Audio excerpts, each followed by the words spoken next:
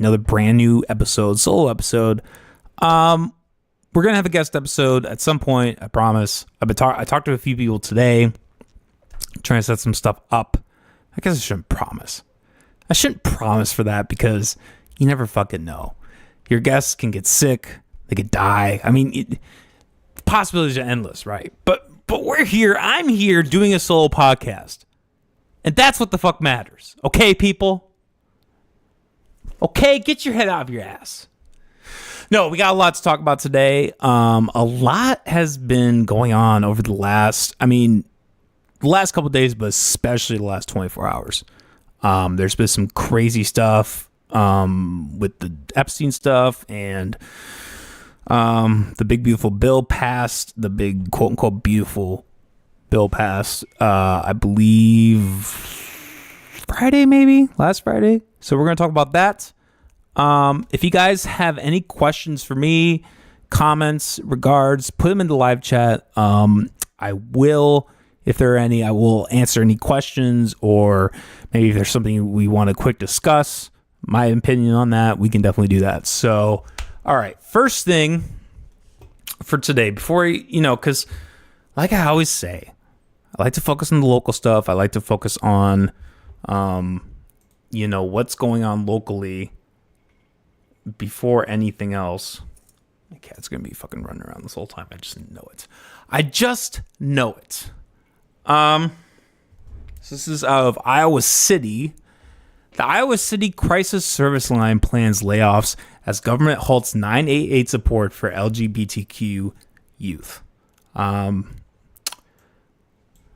Substance Abuse and Mental Health Services Administration sent stop work orders on June 17th to the 7 organizations across the country that answer calls placed to 988 LGBTQ plus youth subservice line, including community.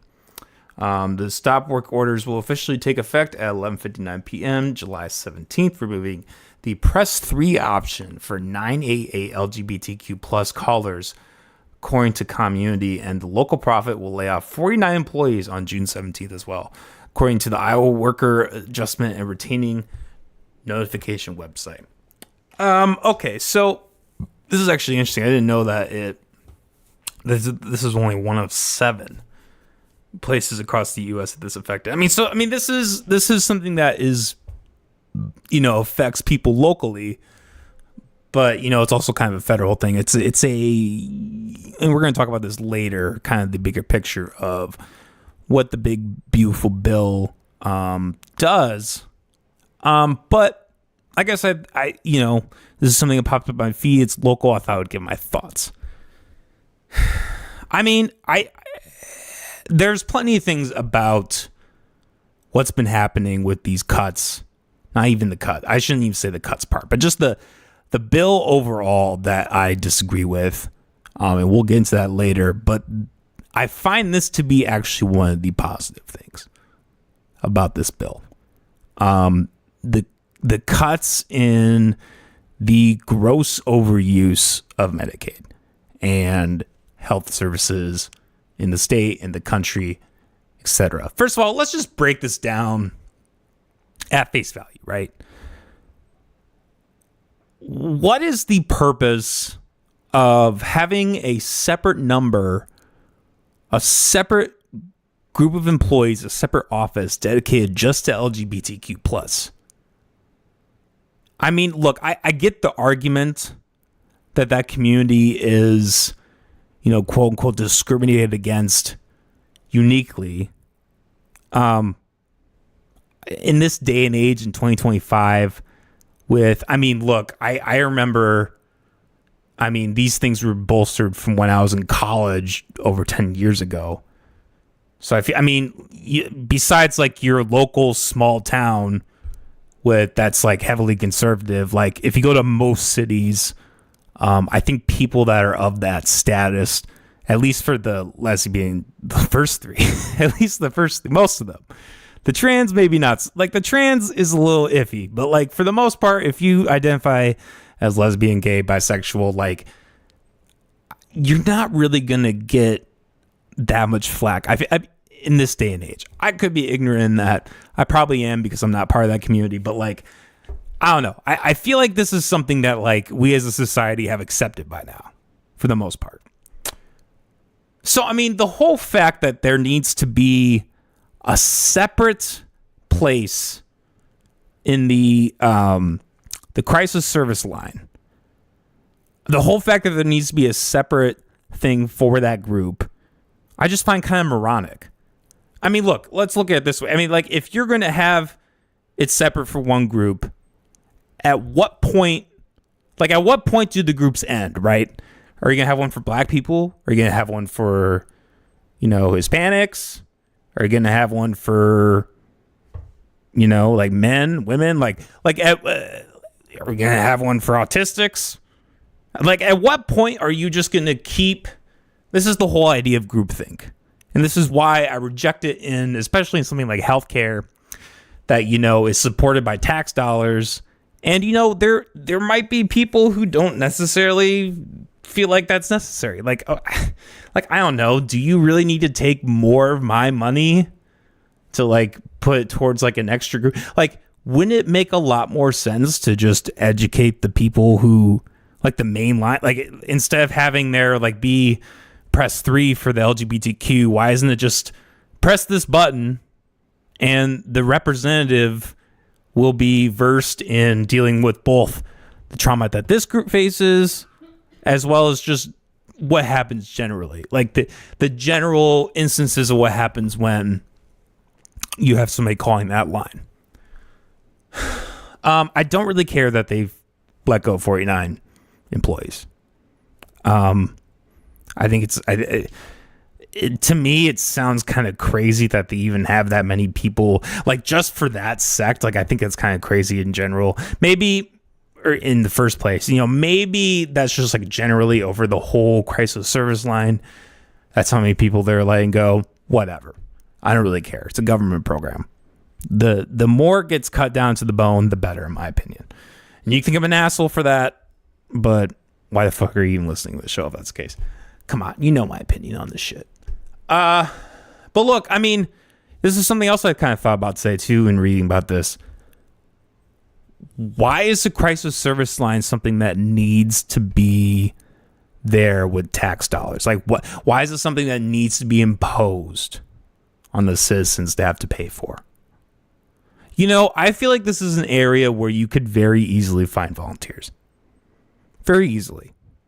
People really don't think about volunteerism when it comes to these kind of things. Like, what? You're telling me that you couldn't find a certain amount of the population that would be willing to give and volunteer their time to helping people who are in a crisis, who really feel like they're at the brink of life. I, as someone who's personally been there, someone who has had mental health issues, not calling the LGBTQ one, but I guess there was one time. No, I don't even think I've ever called the crisis line. One time I did call the police of my town because I really felt like I was going to do something crazy. But I've never actually called the crisis line. But I don't necessarily think that that's something that needs to be there. I mean, let's even take away the idea of volunteers. Like, you're telling me in the day and age of the internet, there can't be some kind of AI program. There can't just be like a community of people online who you can like directly call, even do like a face chat, right? Like, I feel like there would be a lot of benefit. Like, if you're like really in that kind of place, if there's somebody that you can see even on a screen, that's just like, that kind of just like brings you back to reality a little bit. I can imagine how much, I can imagine that would be more beneficial in that instance than like just a voice on the phone.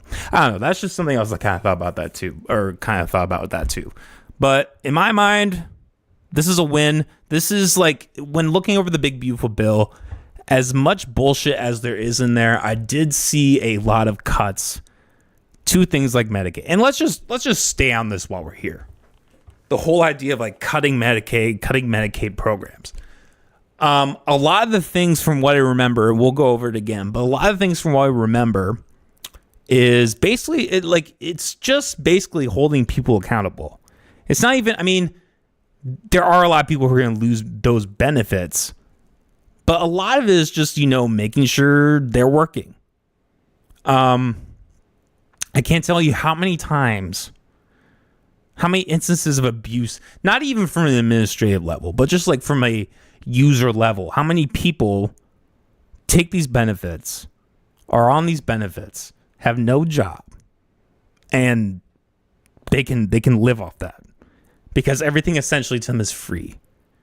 And the person who is busting their ass, is actually out there working, has to pay for that.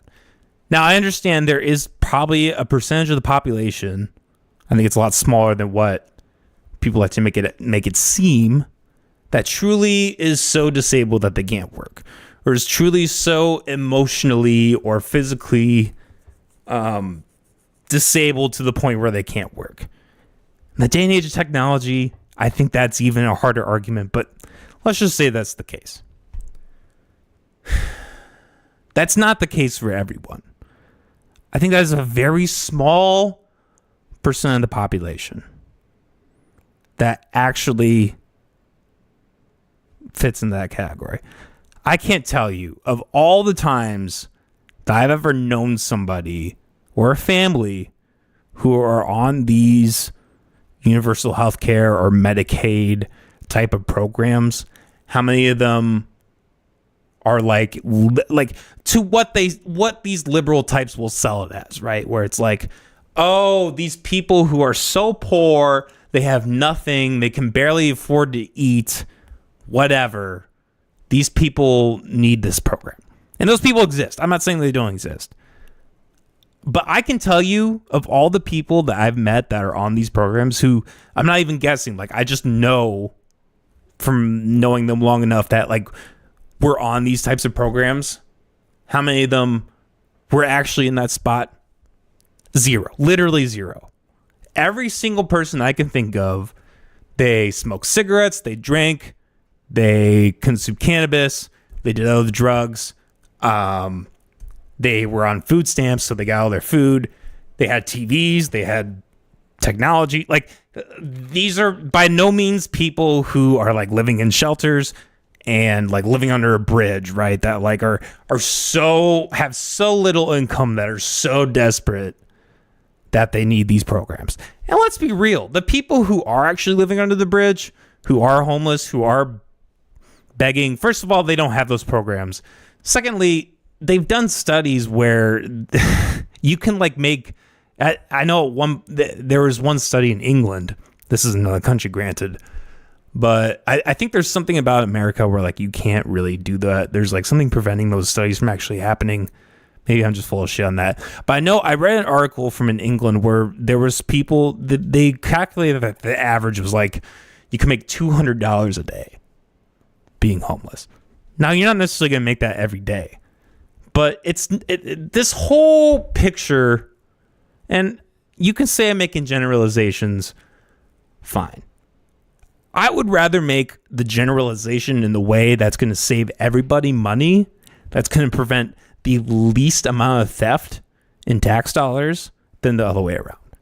I would rather have it go that way than down this path of we're going to just put all this money into this thing that's A, going to devalue the market, B, create an insurance bubble, and C, not really help anyone. I mean, what? Okay, so you have Medicaid, it goes to like pharma, and then you have, we're going to put people on 5, 6, 8 different medications for mental health, physical health, where in reality, they could just make these simple life changes, like, that would be easier to do if we didn't have this system. Like, if you didn't have this availability of all these drugs, you could be like, okay, you know what? Maybe I really just need to eat better. Maybe I really just need to change something about my life. And it's not easy. It's never easy. But it is a far better system, is a far more fair system to have everybody self-accountable. And look, if you want to have these kind of programs on a volunteer basis, on a charitable basis, like, there is always a market for that. People on the left and people who promote these kind of things, they like to say things like, oh, if we don't have these programs, these people are going to have nothing. And that's just not the case. That is never, I won't say never, but it is very rarely the case where there's actually nothing. There's actually no other alternative.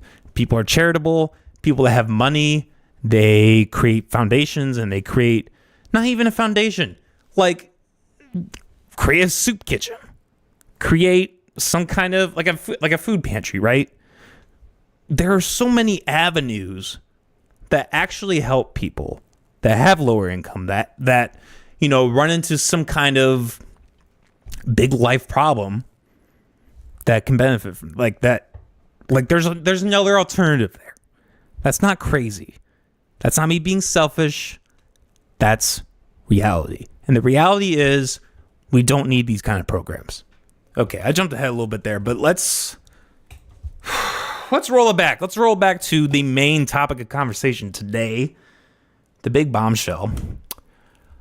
DOJ, the Department of Justice, and the FBI review finds no Jeffrey Epstein client list and confirms suicide. No further changes are expected with the investigation into Epstein. Now that alone is disturbing. That alone is disturbing that they're just putting the lid on this. After 6 years. After 6 years of questions, evidence, things that are like, oh, hey, this person who had all these connections, knew all these people, had all these like all this money that didn't really have like a legitimate trail. Like it takes less than a Google search to find out like, oh, there's something kind of fishy about this whole Epstein thing. But we're just going to close it. Shut it. Nope. No more. Okay. A review ordered by President Trump appointed leadership of the Justice Department and the FBI found no evidence that notorious deceased financier Jeffrey Epstein kept a client list of associates whom he blackmailed or conspired with to victimize dozens of women, according to a new memo reviewed by ABC News. What? I saw a meme today where it's like Ghislaine Maxwell is like, if there's no list, why the fuck am I in jail? Like that was the whole thing. She was like keeping these lists and like, escorting these soliciting or making happen these sexual meetups with underage women. Like, what? We're just gonna throw this all out the door, all out the window. Let's actually just watch this clip really quick. I don't think I've actually. Is there any?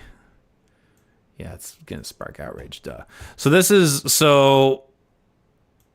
And this, actually, let's just read this from the article. Attorney General Pam Bondi had previously promised the public release of scores of records associated with federal probes into Epstein, though in recent interviews she has claimed the delay was attributed to tens of thousands of videos within the FBI's possession showing potential pornography of minors.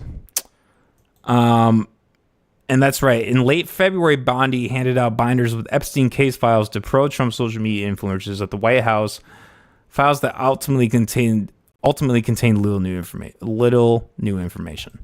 Yeah, so that was something that I remember happening. And I'm gonna say, like, I remember when that dropped, I immediately kind of had the thought that, like, I don't really think they're gonna give us anything. Like, look, if they were actually gonna give us information on this Epstein stuff, that would have been the moment. That would have been the moment right there. I read this, and I guess whatever, we're kind of skipping around today. I read this book recently called A Not Sick of Winning by Michael Mouse. And one of the things that he viewed as a win, which he's not wrong on, but one of the things he viewed as a win was the fact that this did happen, that there was information released on this.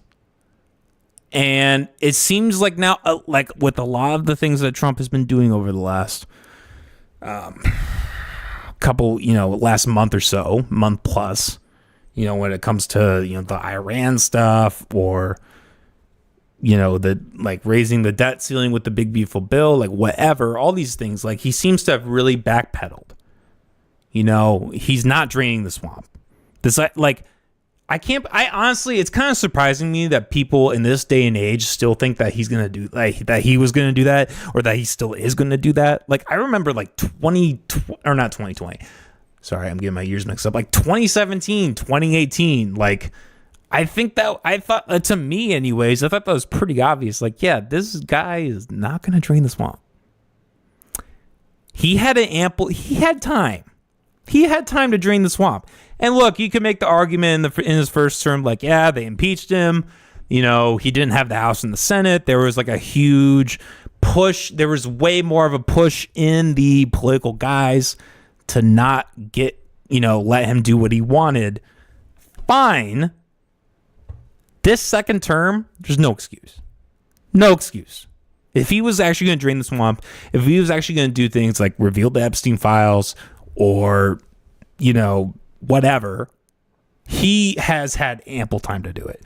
He has had all the power on his side to do it. Okay, let's watch this clip of Pam Bondi. I actually haven't seen this whole thing, so it's only a 30-second clip. We'll just play through it. But, this is her, or maybe I watched a little bit of it. This is her claiming, or her discussing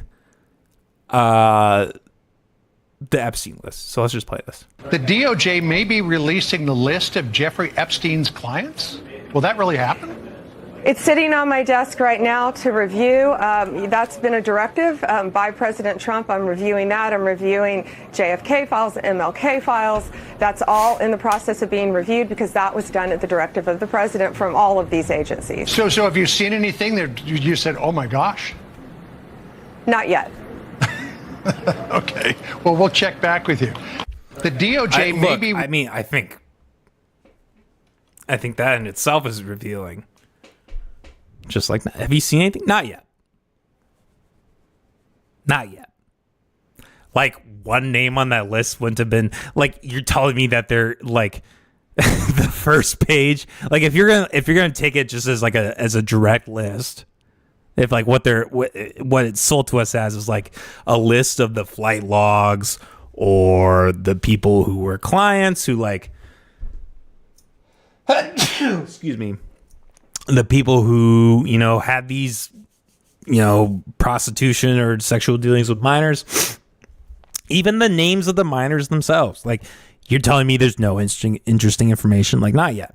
Like that honestly should have been a fucking red flag in the beginning, right? But I don't remember when this is actually from. I don't think it said when. I don't think it said when this video was from, at least not on the post here. But, there was a point in time where she was actually saying that there was a list. And now she is saying that there's no list. You could maybe get away with this 10, 15, 20 years ago. In the day and age of the internet, like, when people can do what I did and pull this clip up and be like, but bitch, you said that you had the list on your desk and now there's no list like that. That doesn't make any sense. As what they say, doesn't pass the basic smell test, right? So look, I called this. I'm not happy to say this, but I called this shit. There's no way that the administration under Donald Trump, really to state it all, but especially under Donald Trump, who was best friends with Jeffrey Epstein. Literally, Jeffrey Epstein himself said that Trump was his best friend. His best friend. And Jeff Epstein had a lot of friends. You see all those pictures of him. You're like, God damn, this was a fucking popular motherfucker. Like, he was like throwing these parties. He had a lot of friends.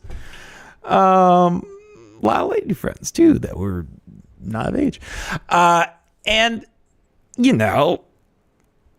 like, come on. Let's even just say that Trump is on the list, but like he didn't necessarily have any sexual dealings. Like, let's say that by some miracle, Trump flew with him to the island and then never actually participated sexually. You're telling me that, like, with all this interaction, with all this information, with all these tie-ins to Epstein, that Trump didn't at least know that some of this shit was happening? I mean, look, if you go back to that Quentin Tarantino and Joe Rogan interview where they were talking about Harvey Weinstein, you know, I don't think Tarantino really knew the extent to what Harvey Weinstein was doing, but he definitely knew that he was doing some what he described as like kind of chasing the secretary around the desk type of thing, right? And he said that he wishes he would have said something. And look, I don't think that makes Tarantino culpable. You know, maybe he did really know more. I don't know. I mean, what I saw, he seemed sincere. He himself has not had there. I mean, at this point with Weinstein, I mean, you would think that there would be some kind of allegations leveled against him at this point if he had participated in any of that. But I mean, it seems to be pretty solid. Like, you know, he hasn't engaged with any of that stuff as far as we know. But like, look, I think if Tarantino had known that stuff, at least to some extent, like that when it comes to like the pedophilia stuff, I think that would have really tainted that really tainted his image, rightfully so. And I don't even know what the relationship was between Tarantino and Harvey. I mean, I think there was more of a boss, employee dynamic there, whereas, you know, with Epstein and Trump, there was like an actual fucking friendship, an actual relationship. I guess, you know, I guess in my mind, there's just no way that Trump, at the very least, did not know that he was engaged in these things. And more than likely, probably himself engaged in them. I mean, we won't play it, but like what I used for the thumbnail, for the temporary thumbnail, there's this video of Trump and Epstein at a party looking at all these young girls and like, ooh, she's hot and stuff. Like, what? You're telling me that to like the 18, 19, 20-year-olds, they're doing that too, and then like it's not very possible that like drop it down to 17, 16, 15. You're telling me that Trump is this moral guy who like oh no, I cut the line there. Jeffrey, I'm not doing that. No, man. Like if you're at these parties, at the very least, you're telling me that like Trump wouldn't be like accidentally culpable, like with a lot of these, maybe not even accidentally, but like, you know, you're almost kind of like the whole blackmailing scam that he had, where like he would catch people, like he would have these parties and like he would videotape people having sex with minors, and then he would use that as blackmail. Information that we still don't know, by the way. Information that we will not know. We know that the information that we've known is there because that was the whole fucking story. But now the DOJ is claiming, oh, that doesn't exist, even though they said it exists. The corruption is just wild. And I think at this point, if you're still MAGA, you're just an idiot. If you're like if you're full on board with MAGA, if you're full on board with Trump still, you're a fucking idiot.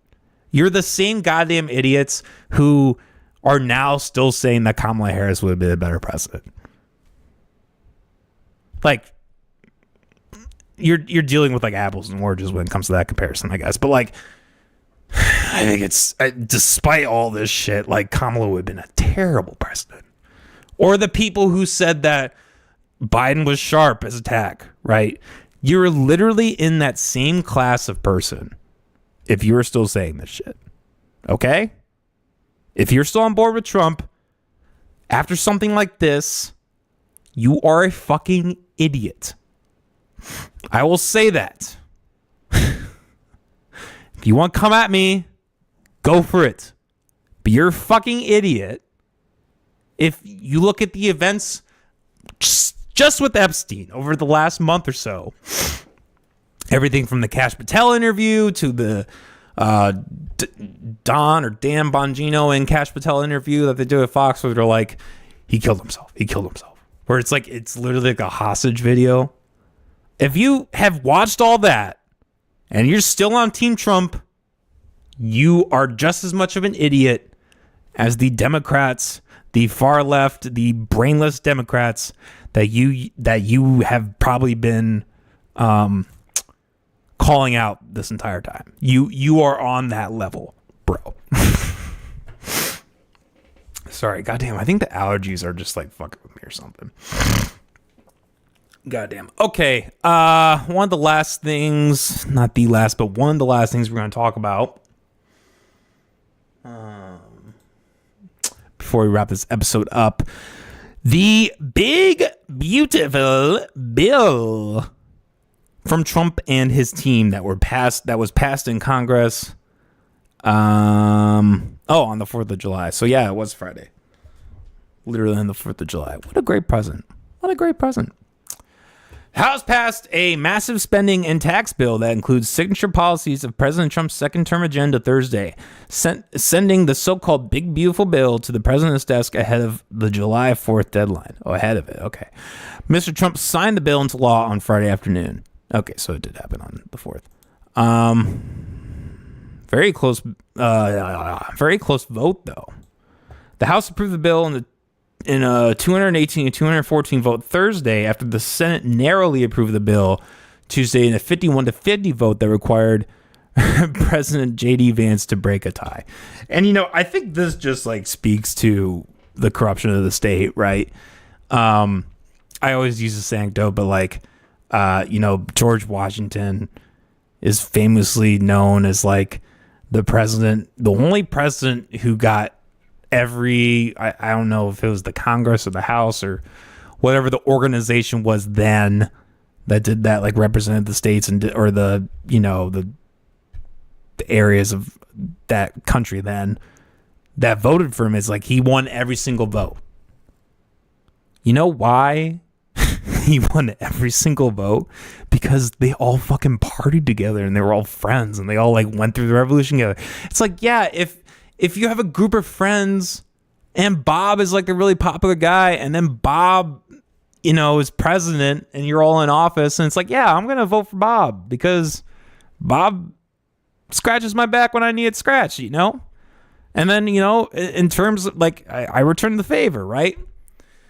And like, so, J.D. Vance, especially in this divisive political climate we're in, like J.D. Vance, who is Trump's butt buddy, like if he's going to break the tie, like, yeah, of course he's going to break the tie in his favor. You think J.D. Vance is going to like be like,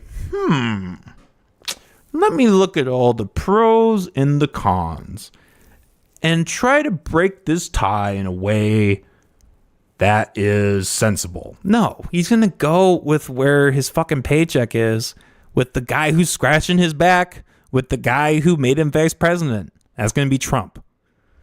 I'm honestly kind of shocked that it even got that close. It came that close, to be honest. But anyways, let's just look over. I have a little list here. I'm actually going to pull over right now. So I kind of just made, because the article is just long. I just went through the article yesterday or something and just bullet pointed all of the main bullet points that at least that this article talked about for this bill. So let's just go through it. And I already kind of went into the spiel the Medicaid stuff, so we won't go through it too much. But the things like the Medicaid and deducing or the deduction, the taxes, like there are restrictions on food stamps. Like there are some things that I find positive in this bill.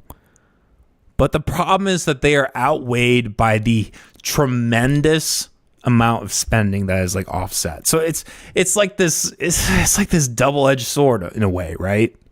That's like just bad all like yes, you have like these cuts in like this is just the game that government plays.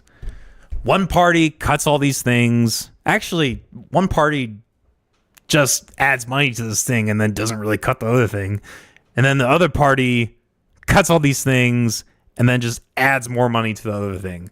And then people are like arguing about like, oh, which side cut more, put more in. And it's like, motherfuckers, they're stealing your money to do what the fuck they want. They don't give a fuck about who voted for them or the citizens or the constituents. Like they do not care. So anyways, from the big beautiful bill, the first thing is the Medicaid restrictions. They are now requiring having work requirements for Medicaid benefits with frequent eligibility checks. I actually think that's like I said, I think that's a positive thing. I think it's just a system that can too easily be corrupted. I mean, all it takes is someone who has like a mental disorder and then like a doctor or a therapist who just is just trying to get paid, who works for the system. Doesn't really matter how good of a job they do, is just trying to get paid. And they're like, all right, fine, whatever, I'll give you that. Like, it takes little Noah. It's like the joke that Tom Segura has about like trying to get medical cannabis in California. Like, it's a joke. Like at one, I mean, it still is, but like at one point in time, it was like literally a joke to be like, oh, hey, I need cannabis for this really like I stubbed my toe and I need cannabis. Okay, here it is. Like when you have no, requirement, no real need for accountability, anything can happen, right? You're literally just depending on people to do the right thing, which, come on. All right, 11, and there's going to be, I don't know why I put a dollar sign in front of that. There's going to be 11.8 million people losing Medicaid over the next decade, which, like I said before, you can look at these things and think that they're cruel or whatever, but there will be an option. There will be then more accountability. It is possible, to get a job that has insurance. It's crazy, I know, but people can do that. And look, I maybe people who like or are truly in that position where they can't work, like I sympathize with that for sure. But maybe those people can still get part-time work and still be able to, get something. Doesn't mean they need to just not do anything for that, right? I think that's kind of that's just not realistic. You can say it's harsh, but like we're living in reality here. Okay, no health insurance for illegals or trans surgeries. Yes, 100%. There's no reason. There's no reason that you come into this country and you just get health insurance. Like, that's just crazy. I don't think anybody should get government run health insurance. Like, just have it, just have it because they live here. But like, especially if you just like came here without the proper shit. Like as much as like I really resent a lot of the how they are going about the immigration stuff. I can also acknowledge like, yeah, illegals shouldn't just get health insurance. Like, come on. Trans surgeries, yeah, I don't really, there's something that's really kind of interesting about this is like there's a whole sect of trans that like is promotes like, hey, I don't need to get a surgery to identify as whatever, and that's fine. Like I don't have a problem with that. I don't have I don't have a problem if they get a surgery either. The difference is I don't think it's correct to say the taxpayer should have to pay for that. Similarly to like, let's say you're pro-choice and you support the idea of abortion. Does it make sense for your tax dollars to go to an institution that doesn't support that? Or if you're on the other side of that? No, it doesn't. You can say whether that's right or wrong. That's your opinion. That's based on your moral code, but that's not universal. There are multiple different opinions on that. So I don't think it's right to just say, oh, hey, you should do this. And like, I mean, that's abortion, right? I mean, this is trans surgeries. This isn't like I think with the abortion argument, you can make some good arguments that like there's some life-threatening things that happen in there. Also the whole idea of like whether the fetus is a life or not, at what point, like that is like a life type of thing. Trans surgeries is just, I want my dick cut off. Like, you know what I mean? Like, come on. That doesn't actually, that's not like a thing where like your life is at risk for that. Okay, next thing, Homeland Security and immigration. This is the part that I disagree with heavily. $46.5 billion for border wall construction. $45 billion for detention centers. $30 billion for hiring and training. I guess on the last point, I'll just say it first. I would like it better. Well, these numbers should all be smaller. But in theory, I would like it better if those numbers were going to legal. Like, because here's the big problem with this is that there's no due process for these immigrants. The majority of these immigrants. There's no due process. They're not being seen in court. They don't get appointed lawyers.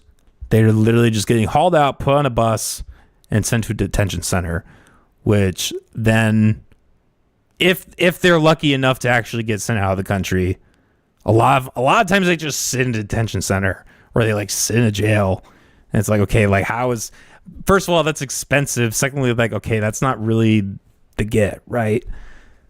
I think the whole idea of a border wall construction is just, I don't know. I guess it kind of makes sense, but like it didn't work the first time. So what? You're just gonna pour more money into the idea of the wall? Okay, fine. People can dig under the wall. There are ways around the wall. I think a way better solution than building a wall would be to disincentivize people from coming into this country. And look, like the stuff with the Medicaid restrictions, I think that plays a big part of it. But like, how about instead of like building, like forcing taxpayer dollars to build for the structures, maybe allow there to be more money for people to A, defend themselves, or B, just take out the things that make people want to come en masse, right? Look, going back to that book, the Not Sick of Winning by Michael Malice, I think he makes a pretty good point where it's like, there's a big difference between the person who has, been in this country legally for 20 years and has a family and has like, established themselves in the community and helps the community, whatever. I think there's a big difference between that, or he says there's a big difference between that and the person who has come in the last 4 years where, Biden basically just lifted the floodgates and was like, okay, here we go, come to this country. I can see that. Okay, that's a decent argument. I can't compete with, I can't really contend with that. Like, yeah, sure. There's definitely a difference between the person who's just flooded in and is just, not taking any accountability for whatever and just doing whatever versus the person who like actually is ingrained in the community. But then, what I would say is like, then it's on the Trump administration and ICE and all that to actually really make that priority if they want to do the right moral thing. I think that's way too much. And like, look, the thing with the detention centers, I can kind of see an argument of like, hey, we need to put these people in a place and then ship them. Like, you can't just like go take somebody from their home and then just directly send them to the border. Like, I kind of get that. That's not the most efficient thing. The problem is, though, detention centers can just be used and abused. Like, that's just a concept that just can be abused to the point where it's like they're not even detention centers, they're just jails where you're literally just rounding people up and then putting them in what's essentially a jail. You're going to give it a fancy name, detention center. You're going to claim that they're processing people out, but everybody knows the slowest moving body in the world is government, and it's not going to be efficient. And there's plenty of articles and plenty of stories about the conditions of these places. It's definitely not ideal. Okay.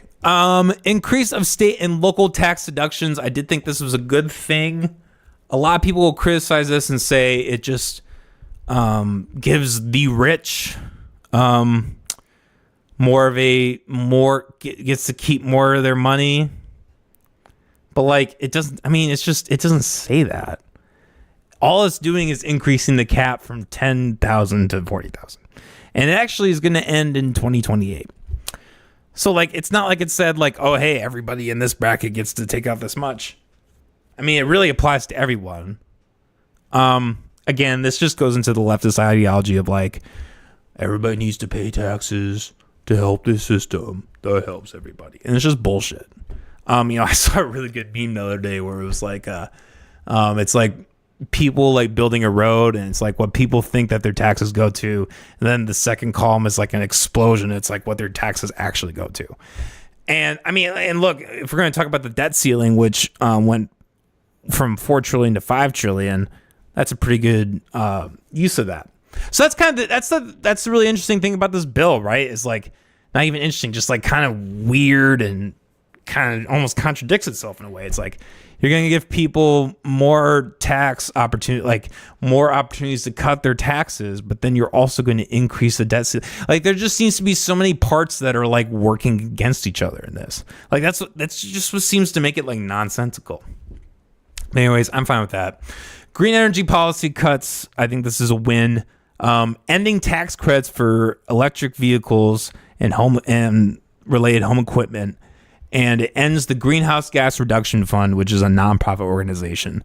Again, I don't think there's a reason that people should get that people should get more tax money because they use a certain product. I mean, at face value, I think that's just dangerous.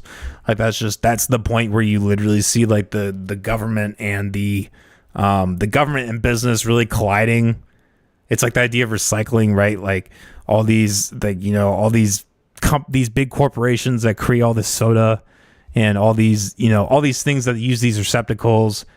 They're going to create this government program that's a scam, which is recycling that only recycles like less than 20% of all things. But they're going to sell it as like, oh, hey, we're helping the environment, but we're actually not helping the environment. I mean, this is essentially that. I actually find it really interesting that like I almost wonder if Elon had stayed in the game, if this would have been changed at all. If I mean, probably not, because Trump's just, you know, not going to move on this type of shit, right? And Elon doesn't have any bones. But like when it comes to that, like when it comes to the government and all that, I mean, look, he stepped down from Doge. Like the motherfucker doesn't have a, you know, he's not actually taking a stand, right? He can tweet all day about it, but actions speak louder than words. Actions speak louder than tweets, as they say. But yes, this is a win. There's no reason that taxpayer dollars should have to go to some like big green whatever thing.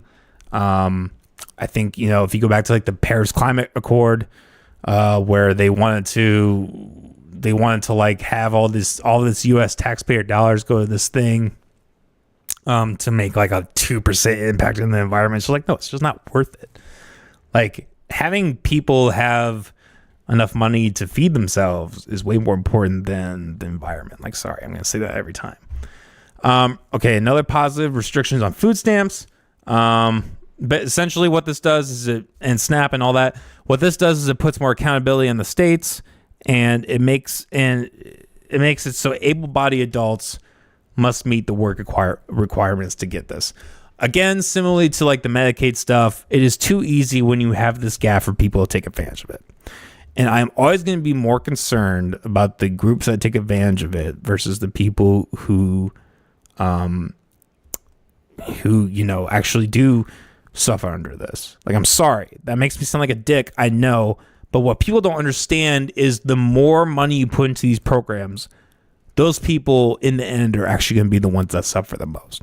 It's similar to like the DEI stuff, right? How, you know, with DEI, we created this class, this group of people who, you know, were under the diversity, equity, inclusion stuff. And then what ended up happening when Trump came in is like all these DEI people got fired. So like with any government program, the group who it ends up fucking over the most is the group that it supposedly helps. Like in the end, they end up being the ones that get screwed. Whereas if you just view people as people and you have individualism and freedom, there's way less people get affected negatively, and it's better for everyone. So those are good things. Like I said, the debt ceiling is raising from 4 trillion to 5 trillion. This is awful. From what I understand, a lot of that is going into the military, which makes sense with all this crap with Iran and all that. So I think that's very disheartening. Another good thing, the child tax credit is getting reduced to $1,000 from $2,000.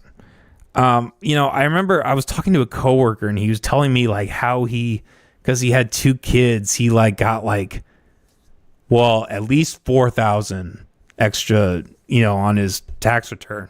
Then he got all this extra, all this other money just from having kids. I'm like, literally, for the lowest effort thing that a person can do, have sex and produce a child. I guess not lowest effort, but like most natural thing, the most basic thing that a human does. What, you're gonna give them money, even if they can't properly support the child? And look, the whole thing with the child tax credit, that just creates an awful incentive. It just makes people who are just truly selfish and truly greedy will just pump out kids for the sake of pumping out kids just to get that tax revenue. I mean, that's a really nefarious thing in itself. But come on, man. Yeah, we shouldn't have that. Limits on overtime and tips deductions. Says that it can deduct from taxes expiring in 2028. Now, I don't really understand why, because Trump's really talked about this whole we're gonna end taxes on tips and all that. Like, why would it expire in 2028? There's a reason, because when he gets out, he's gonna be like, sorry, did for a little bit, but I didn't make it permanent. Sorry. Because his constituents probably don't like that, right? Or the other people in government, whatever, people on his team, the swamp, they probably don't really want that, right? But look, it is a positive. I don't think that people should have to pay taxes on tips, just like with anything. People shouldn't have to pay taxes on anything, but like I always say, if government moves in a proper direction, I think it's worth pointing that out. That's why I do think there are good and bad things about this bill. But like I said, it just doesn't really add up and weigh well. But look, I think that's positive. People who get overtime they're going to be able to benefit from that more. I think that's positive. If you work harder than what the government expects you to do, or whatever that framework is, I think you should be able to reap that benefit. I don't think you should then have to put more of your money towards this black hole of taxes and government. Okay, increase in basic standard deduction. I don't actually remember what that is. Let me look at the article. I was like, I'm going to remember that, and then I didn't. The bill seeks to permanently expand the basic standard deduction. The increase will expire at the end of the year. I think that just means I guess the article doesn't explain it either. I think that just means the regular deduction of taxes. So fine, I don't really care about that. Or actually, you could say that's actually a beneficial thing, similarly to the increase of state and local tax deduction. Now this is something that I found that actually wasn't in this article, but something I found interesting I wasn't able to pull up the article because I didn't want to pay for it. The Des Moines Register, which we will pull up right now. The Trump Big Beautiful Bill provides $85 million to move a NASA space shuttle. Now, I find this particularly interesting because, Elon Musk, who was just part of Doge and Trump's government, right?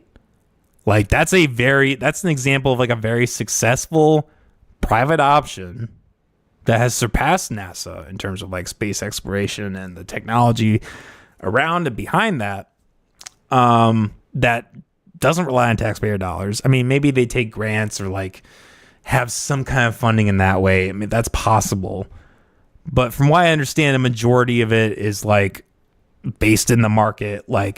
Elon makes money from the people who are paying for it. It's not just it's not like NASA where it's it completely relies on tax dollars. So Trump, almost like a big middle finger to Elon. It's like, we're gonna spend $85 million for one task and one task only, to move a NASA space shuttle. Like I said, I couldn't read the full article because I'm a cheap bastard. But if this headline is true, and it is the Des Moines Register, so put it with a grain of salt. But if this headline is true, that just seems like a terrible. This is just a huge waste of taxpayer dollars. And like I said for the fifth time, this is why this bill just is overall just bullshit and just doesn't add up correctly. It's like, okay, you have these cuts, you have these things that are actually very positive, outweighed tenfold by these ridiculous uses of taxpayer dollars, like incredibly obese and gigantic uses, wasteful uses of taxpayer dollars to move a ship. Why the fuck does it even cost $85 million to move a ship?